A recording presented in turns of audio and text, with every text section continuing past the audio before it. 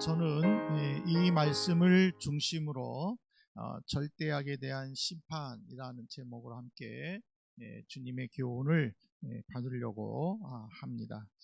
어느 로스쿨 전문대학원에서 강의하는 한 교수님이 선과 악에 대해서 강의를 하는 중에 이제 한 부부가 크루즈 여행을 하다가 일어난 사실을 이야기한 가운데 있는 예화입니다. 어떤 부부가 이제 세계 여행을 위해서 이제 크루즈를 타고 여행하는 중에 갑자기 배가 침몰하게 됩니다. 근데 이제 남편은 이제 구조선을 타고 또 그 부인은 미처 구조선을 못하고 침몰하는 뱃속에서 남편을 향해서 크게 소리를 고함을 쳤습니다.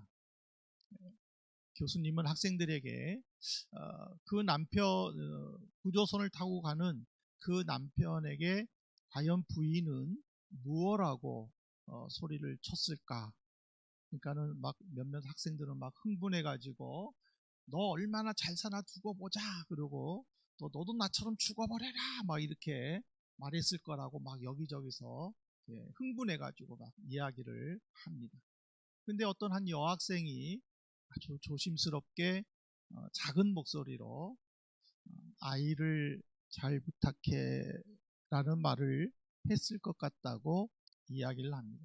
그러니까 옆에 있는 학생들이 말도 안 되는 소리 하지 말라고 이렇게 비웃었습니다. 근데 이제 교수님이 그 여학생에게 당신은 이 내용을 알고 있느냐 그랬더니 저는 모르는데 그냥 저 같았으면 그런 말을 했을 것 같습니다 라고 이야기를 합니다. 그런 이야기를 들은 교수가 이제 계속 말을 이어가는데 그 남편은 천신만고 끝에 이제 집으로 도착을 했습니다.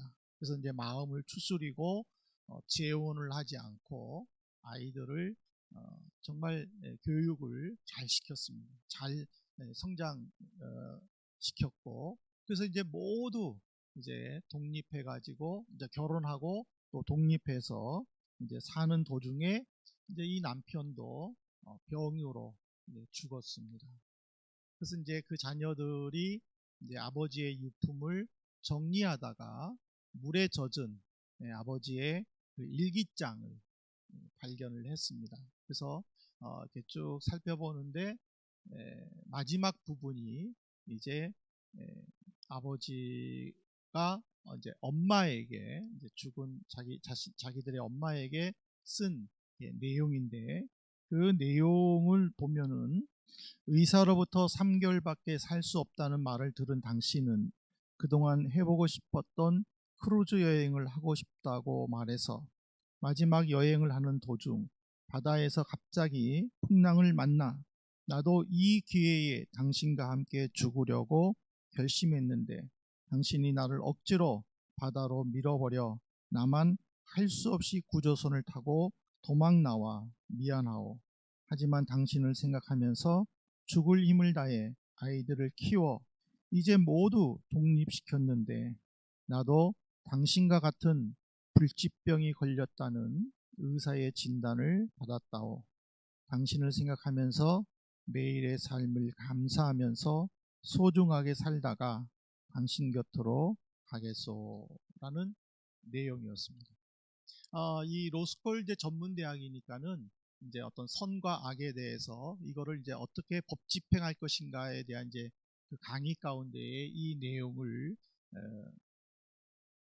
이제 예화로 이제 설명을 했는데 여기서 담겨져 있는 교훈은 눈에 보이는 대로 사람을 판단하지 말고 그 사람의 실질적인 상황을 자세히 들여다보아야 된다라는 그런 교훈이 담겨져 있는 내용이죠. 우리가 살고 있는 세상은 어떻게 보면 선과 악으로 구분이 되어 있습니다.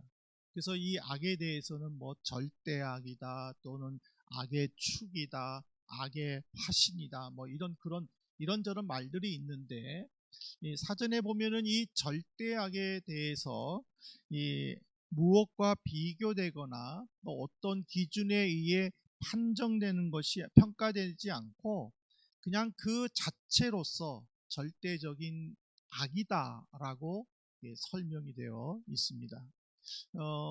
이런 설명에 의해서 우리가 열왕기상 22장을 읽어보게 되면은 아합은 어떻게 보면은 절대악에 속한 사람이다라고 말할 수가 있을 겁니다. 열왕기상 16장 30절에도 보면은 역사 평가가는 오므리의 아들 아합이 그의 이전 모든 사람보다 여호와 보시기에 악을 더욱 행하여라고 평가했습니다. 그러니까 악을 더욱 행하였다는 것은 절대악이죠. 이 북쪽 이스라엘의 악의 시작은 여로보암이었습니다. 여로보암은 왕이 되자마자 베델과 단에 금송아지를 만들어 놓고 하나님의 형상을 만들어 우상화를 시켰죠. 그러나 이 7대 임금 아합 때에는 그 하나님의 우상화한 것까지 다 버리고 바알과 아세라 신을 섬기면서 이것을 북쪽 이스라엘의 국교로 정해버렸습니다.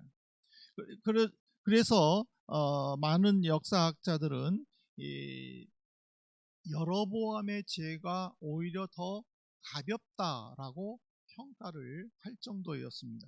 하지만 우리가 읽은 이 본문에 보면 특히 39절에 보면 그가 건축한 상하궁과 여러 성읍들이 있더라라고 기록되어 있어요. 이 상하는 코끼리 뿔에서 나오지 않습니까? 지금도 이거는 굉장히 사치스러운 품목이고 굉장히 구하기가 힘들고 비싼 겁니다. 근데 그 당시에는 얼마나 더했겠습니까? 근데 그 비싼, 그 구하기 힘든 이 상아를 가지고 이 아합이 얼마나 궁궐에 이것저것을 꾸몄으면은 그 궁궐이 일반 궁궐이 아니라 상하궁이다라고 별칭을 얻었을까라고 생각을 한다면 아합 시대 때의 그 경제 성장은 경제 상대인 남쪽 유다나 또는 주변의 여러 나라들보다 월등히 뛰어났을 것이다 라고 우리는 추측할 수가 있습니다. 그런데 하나님께서는요, 이 사회적으로나 정치 경제적으로 유능했던 이 아합을 향해서 뭐라고 저주를 하셨느냐면, 개들이 나봇의 피를 핥는 곳에서 개들이 내 피도 핥을 것이며 아합에게 속한 자 중에 성읍에서 죽은 자는 개들이, 들에서 죽은 자는 새들이 시체를 먹을 것이다 라고 열왕기상 21장에서 선언하셨습니다. 엘리야 선지자를 통해서. 모든 것에서 완벽했던 그가 왜 이렇게 비참한 최후를 맞이했느냐? 거기에는 크게 두 가지 이유가 담겨 있고 그것이 오늘 본문에 잘 표현되어 있습니다. 첫 번째로 뭐냐면 말씀이 아닌 감정대로 결정했기 때문입니다. 열왕기상 22장 27절에 보면은 말하기를 왕의 말씀이 이놈을 옥에 가두고 내가 평안히 돌아올 때까지 고생의 떡과 고생의 물을 먹이라 하였다. 왕의 말씀이, 이 왕은 아합을 말하는 것이죠. 이놈이라는 것은 바로 미가야 선지자를 말합니다. 고생의 떡과 고생의 물이라는 것은 육체적, 정신적 고통을 의미합니다. 이런 일이 왜 일어났느냐? 아람 왕 베나닷은 3년 전에 이스라엘을 침략하다가 아합에게 크게 패했습니다. 그래서 베나닷은 아합에게 우리 아버지가 빼앗은 이스라엘의 영토를 다 돌려주겠다. 그리고 당신 이름을 우리 나라 수도에다가 아합길이라고 만들어주겠다. 우리나라 강남대로 중에 테헤란로가 있듯이 바로 그런 이름을 만들어서 우리 기념을 해주겠다 하고 약속을 했습니다. 근데 아합은 그때 베나닷을 죽일 수 있었지만은 항복하면서 그런 약속을 하니까 살려주었는데 3년이 지나도 그 약속을 지키지를 않는 것입니다. 그런데 남쪽 유다의 네 번째 왕인 여호사밧은 이 아합의 딸 아달랴를 자기 아들 여호람과 결혼을 시켰어요. 그러니까 아합과 여호사밧은 사돈 관계예요. 그러니까 이제 여호사밧이 사돈을 만나러 이제 갑니다. 그러니까 이제 아합은 이 아람 때문에 기분이 안 좋았었는데 이번 기회에 잘 됐다. 그래서 이제 여호사밧에게 말합니다. 이 길르앗 라몬은 원래 우리 이스라엘 영토였는데 아람이 빼앗아 갖고 그것을 돌려주기로 했는데 약속을 지키지 않았습니다. 우리 힘을 모아서 이 땅을 회복합시다. 그러니까 여호사밧이 기다렸다는 듯이 당신의 군사가 내 군사고 내 군사가 당신의 군사고 당신의 말이 내 말이고 내 말이 당신 말입니다 하고 얘기해요. 그러니까 이 말은 무슨 말이냐면 내가 얼마든지 도와주겠습니다 라는 뜻이에요. 그러니까 아합이 얼마나 기분이 좋겠습니까? 야, 이제 내가 이 원수를 이번 기회에 갚을 수 있겠구나. 그런데 여호사밧이 근데 우리가 전쟁하러 가기 전에 먼저 하나님의 말씀을 좀 들어보십시다. 하나님께서 이 전쟁을 어떻게 이끌어 가실지 한번 들어보십시다 라고 제안을 하니까 아합이 400명의 선지자를 불러 모았다라고 기록이 되어 있습니다. 그러니까는 바알과 아세라 선지자들 말고 400명의 선지자들을 불러 모았다라는 거예요. 그러니까는 근데 이들이 다들 하나님의 선지자였는지에 대해서는 성경에 자세하게 기록되어 있지는 않아요. 그런데 그 400명이 한결같이 아합 왕이여 올라가소서 하나님이 당신에게 승리를 허락하실 겁니다 라고 이야기를 하니까 여호사밧이 의심스러운 거예요. 마음이 놓이지 않는 거예요. 그래서 아니 이 선지자들밖에는 없습니까? 얘기하니까는 아합이 한 사람이 있기는 있는데 그 사람은 내게 늘 좋지 않는 말, 불길한 말만 해서 나는 그 사람을 싫어합니다 라고 얘기를 해요. 그러니까는 여호사밧이 그러지 말고 그 선지자를 데려오십시오 하니까는 여호와와 같은 이가 누구냐라는 이름을 가진 미가야 선지자를 불러옵니다. 우리는 이제 읽진 않았지만은 15절에 보면은 22장 15절에 보면 미가야가 왕이시여 올라가소서 승리하소서 하고 이야기를 해요.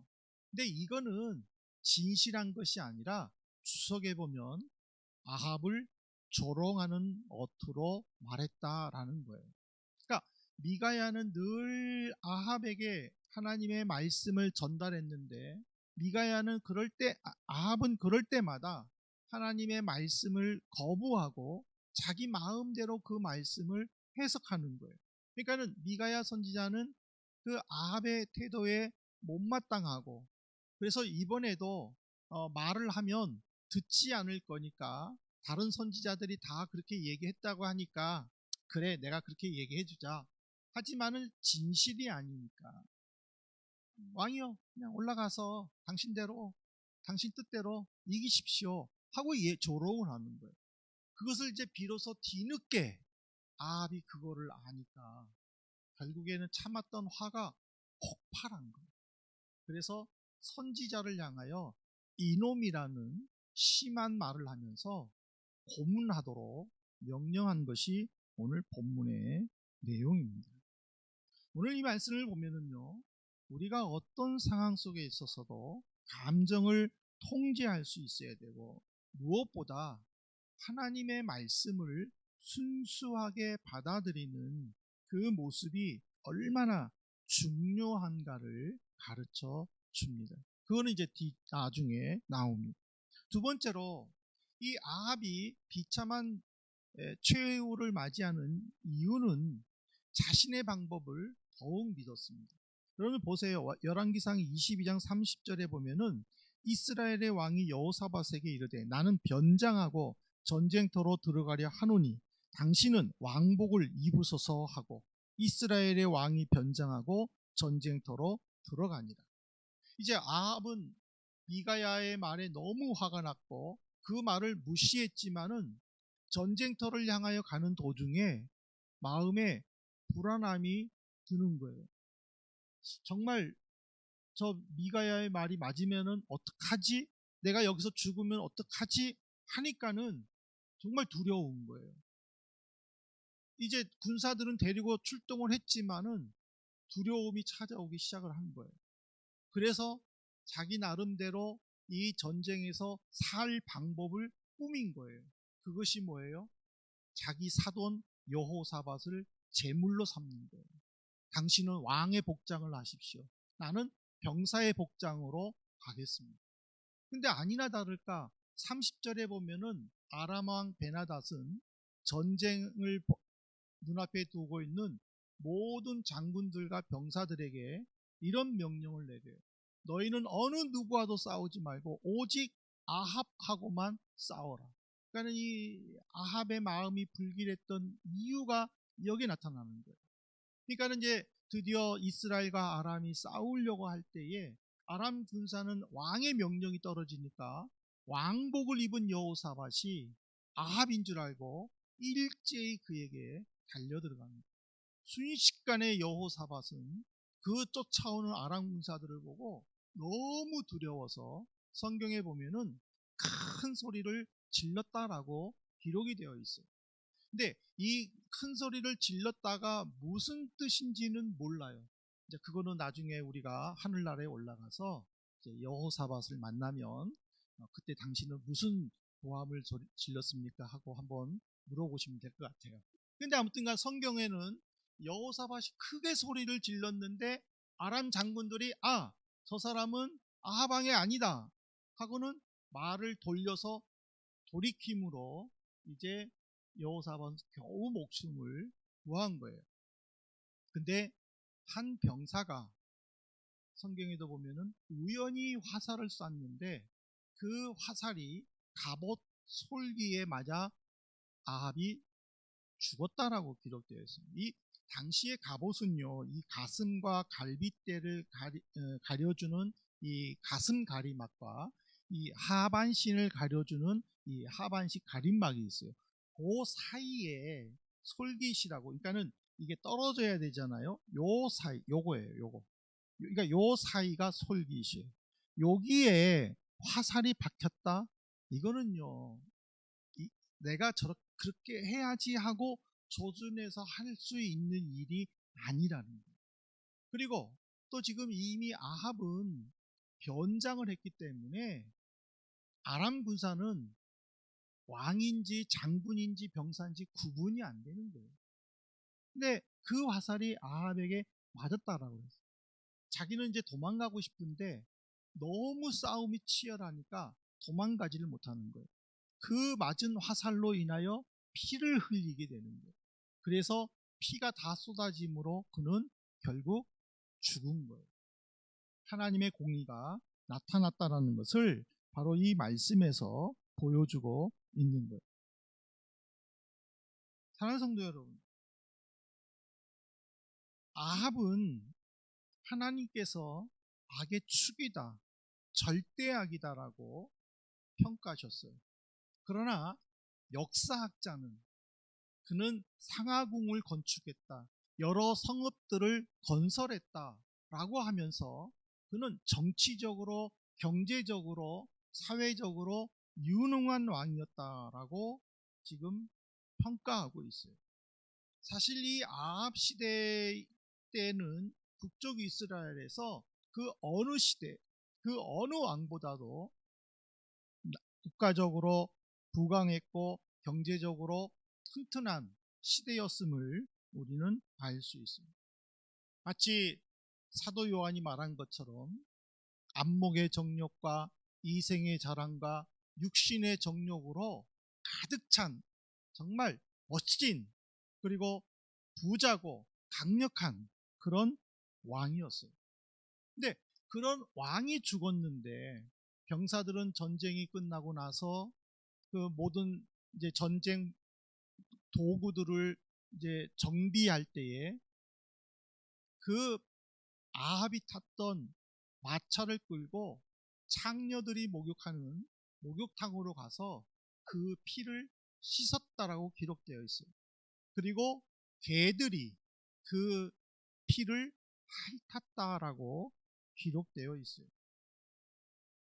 이게 무슨 말이냐면 아무리 경제적으로, 사회적으로, 정치적으로 유능하다 할지라도 그것이 전부가 아니라는 것을 지금 우리에게 가르쳐 주고 있습니다.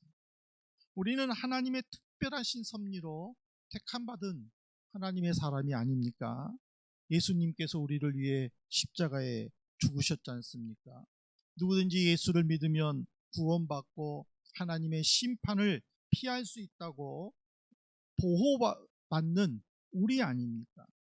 그 결과 겸손하게 하나님의 말씀과 계명들을 지키면 약속하신 복들을 우리가 누릴 수 있게 되었습니다.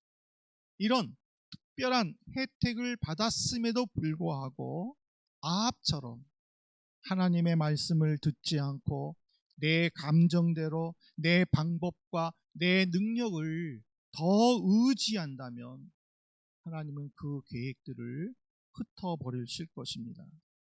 이 시점에 우리가 할 일은 무엇입니까?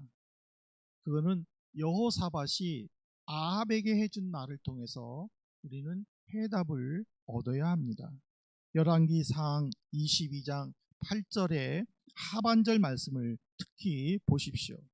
여호사밧이 이르되 왕은 그런 말씀을 마소서라고 했습니다. 이거는요, 여호사밧이 아합을 지금 책망하는 톤입니다.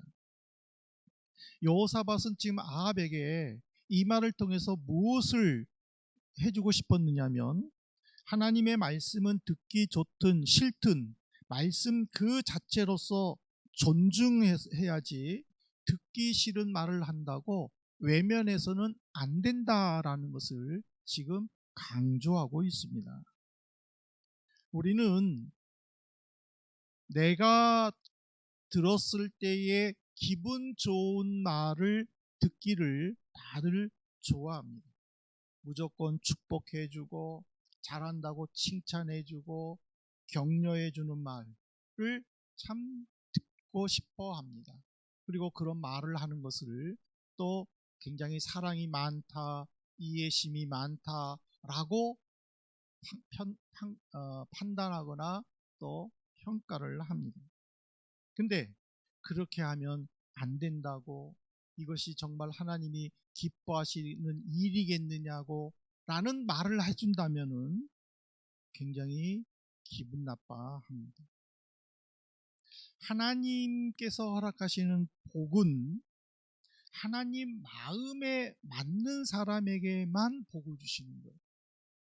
하나님의 마음에 맞지 않는 행동을 하는데 복을 받을 것이다라고, 하나님께서 많은 것을 허락해 주실 것이라고, 하나님께서 기도해 주실 것이라고, 그런 좋은 말을 듣는다고 복 받는 것이 아님을 우리는 분명히 알아야 됩니다.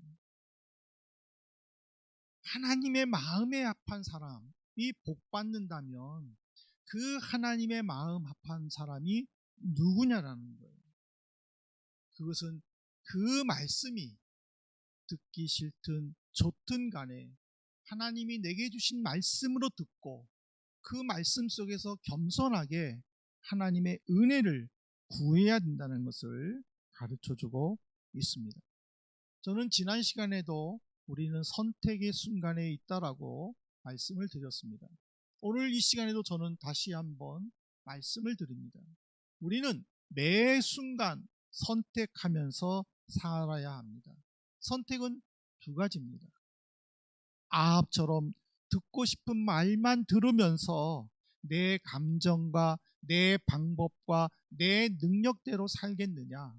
아니면 두 번째로는 여호사밧처럼 듣고 싶지는 않지만 그 말씀을 듣고 말씀이 기초가 되어 순종하면서 사느냐.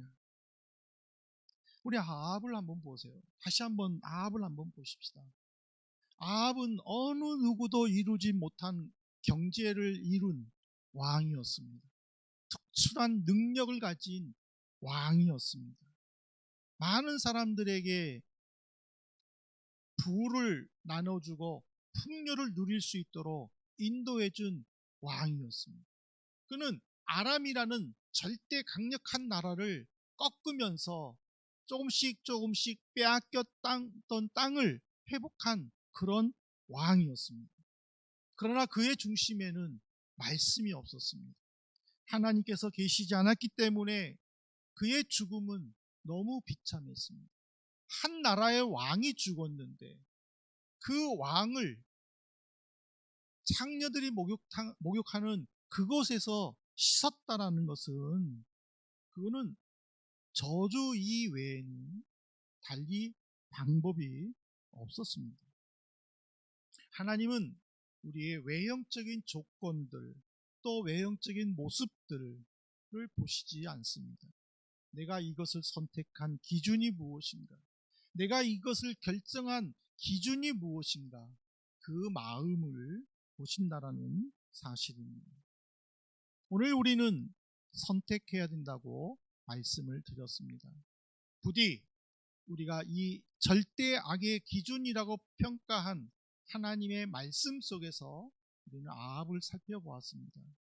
이제는 아합처럼 내 귀에 내 마음에 듣기 좋은 소리가 아니라 하나님의 절대적인 말씀이 기준이 되고 그래서 하나님의 선하신 보호와 해결해 주시는 그 말씀을 들으시면서 순종하시기를 진심으로 바랍니다. 모쪼록 이 한 주간만이라도 우리가 아합의 선택이 아니라 여호사밧의 선택을 통해서 하나님의 뜻을 깨닫고 하나님이 기뻐하시는 방향의 삶을 통해 하나님이 주시고 누리도록 하시는 그 풍요로움이 말씀에 순종하는 우리 모든 성도들에게 임하시기를 진심으로 소망합니다. 그리고 축복합니다.